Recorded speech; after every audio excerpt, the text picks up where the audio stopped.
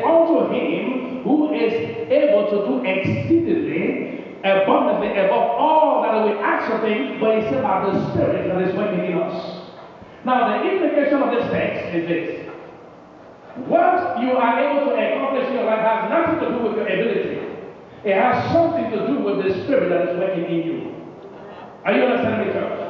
And what is that Spirit? That Spirit is the Spirit of God that is living inside of us. That's what the Bible says in Zechariah chapter 4 verse 6. It says, not by might, not by power, but by the Spirit of the Lord. Are you understanding me? It says, not he that willeth, not he that runneth, but he who showeth mercy. Amen. Now, if we look at the life of Nehemiah, Nehemiah's job alone as a cupbearer would have given him the ability, the resources, and would have given him the time to build the walls of Jerusalem. But when he took the step of faith, when he began to act on his vision, God released his potential to him. You see, as you take the step of faith to do that which God has called you to do, God releases his potential to you. Amen? Sometimes you never know what you can do until you begin to do what God has called you to do. Because as you begin to do what God does, is that he releases his potential through you. He said, unto him who is able to do exceedingly abundant above all what asks of him. He said, but by the Spirit that is working in you. And as you begin to do what God has called you to do, he releases the vision, his potential through you. Amen? What you are able to accomplish in life has nothing to do with you. It has something to do by the Spirit that is working in you. Amen? That is your true potential. Number 3, principle of fulfilling vision, develop a concrete plan. Develop a concrete plan. Now the Bible says that it's a man's plan. It says, but our steps are ordered by the Lord. So if you don't plan, then God can order your steps because there is nothing to order. Are you understanding me, church? Jesus said, he said, which one of you intends to live without sitting down first and count the cost? That one counting the cost in planning. So if you don't know how to plan, or you are not a planner of your life, you will miss lack of opportunity in your life. Are you understanding me, church? The Bible says that Nehemiah never built the walls of Jerusalem until he planned. The Bible says that he went to Jerusalem and he sat down for 3 days. He sat down with the priest and the nobleman. Are you understanding the church? And they planned. Can you imagine? Nehemiah was one man and planning with few people a project that would take thousands and thousands of people to build. God is saying to you this morning, CTOM. He said, plan, and I will show you how it will be paid for. I think Rabbi Gaskin said, plan, and I will show you how it will be paid for. If you believe it, shout hallelujah. Hallelujah. You need to develop a concrete plan. Number 4, how to make a vision to come to pass. You need to possess passion. I have come to realize in life that a man of passion can do more than a man of skills. I'll say that again. I have come to realize that the man who possesses passion can do more in life than the man who has all other skills and gifts. Are you understanding? What is passion? Passion is a spiritual stamina that says, I will accomplish this thing at all costs, no matter how hard it is. Now, if you read Nehemiah chapter 4, verse 6, the Bible says that the people worked with the whole heart until the walls reached to his heart. Passion. Passion. In 2 Corinthians chapter 11, Paul says that he listed all of the trials that he went through. And the implication to that, Paul was simply saying that if I never believed in this vision that God has given me, I wouldn't have wasted my time to go through all this trial. But because I believe in this vision, this is the reason why I paid the price. And what enables you to pay that price was passion. Passion. Passion. Now, 3 things you have to know about passion. Number one is what? Passion will overcome resistance. If you want to go after that which God has placed in your heart, you are going to face resistance. How many of you believe that? Yeah. And the only thing that can overcome that resistance is passion. Every man who is passionate about what God has called him to do, they will stand tough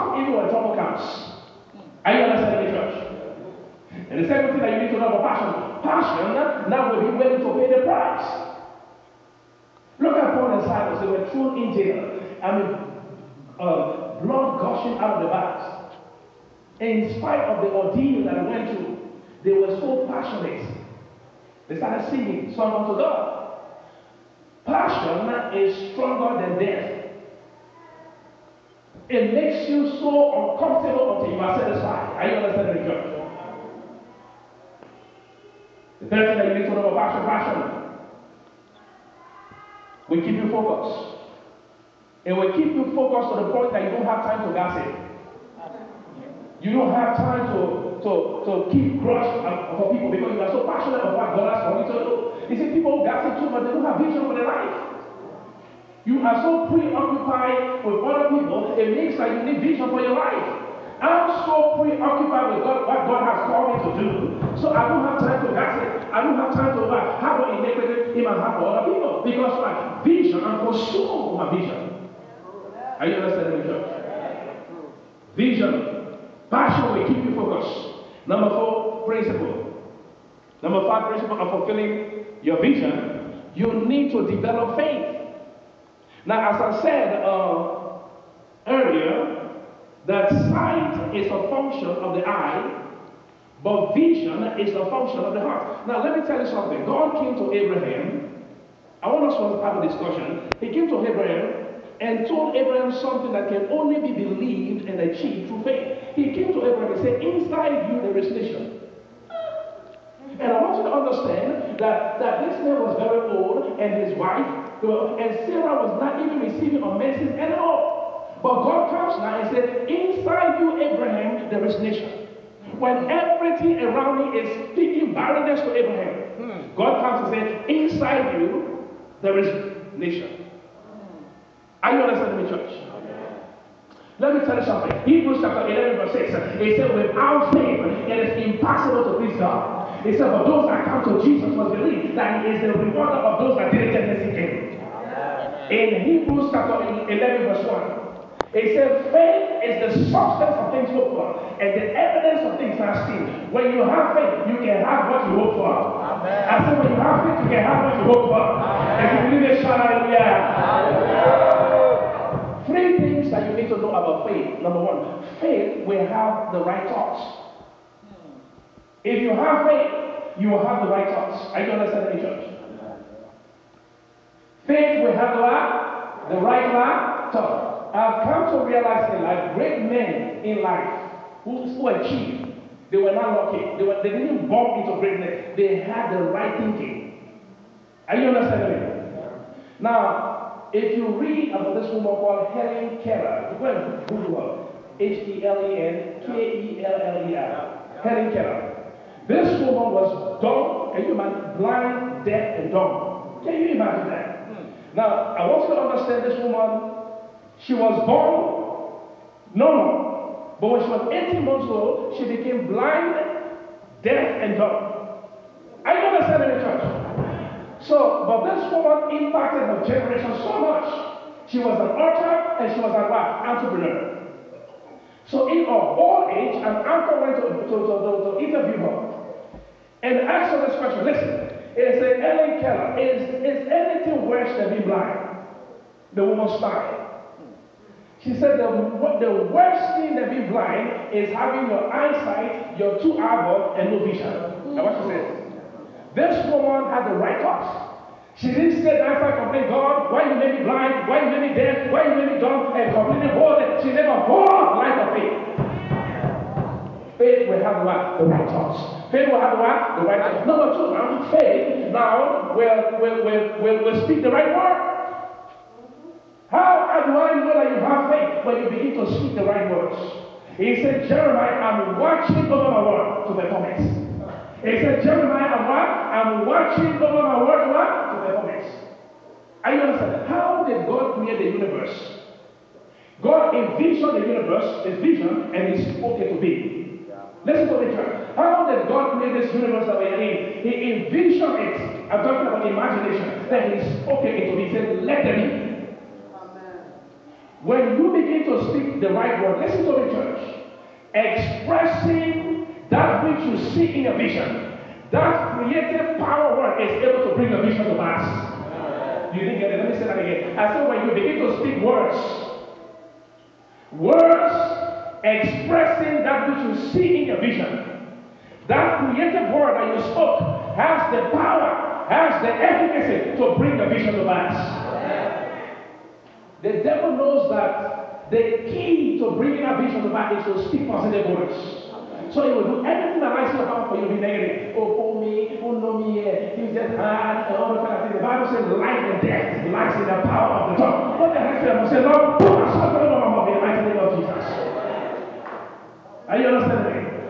Some of you are proud of your mouth. Say you need to praise the Lord, you are sorry in my mouth in the mighty name of Jesus. Say life and death lies in what? In the power of the tongue. Amen? If you have faith, you will always speak the right words. Number 3 now, faith sees problem as opportunity. God comes to Jeremiah. He said, Jeremiah, what do you see? Jeremiah said, I've seen an almond tree. He said, I will hasten to perform that which you see. Jeremiah. Now what I see is what you see. If you see well, God says today that I will hasten to perform it. I see that if you see well this morning, God is saying this morning, He will hasten to perform it. Are you understanding the church? 2 pastors went to plant a church in a little town. And one of the pastors said, this town is very full. People are not working. It's a waste of time to plant a church here. He left. But the other pastor saw it as an opportunity. And today, by the grace of God, he has one of the biggest churches there, and the church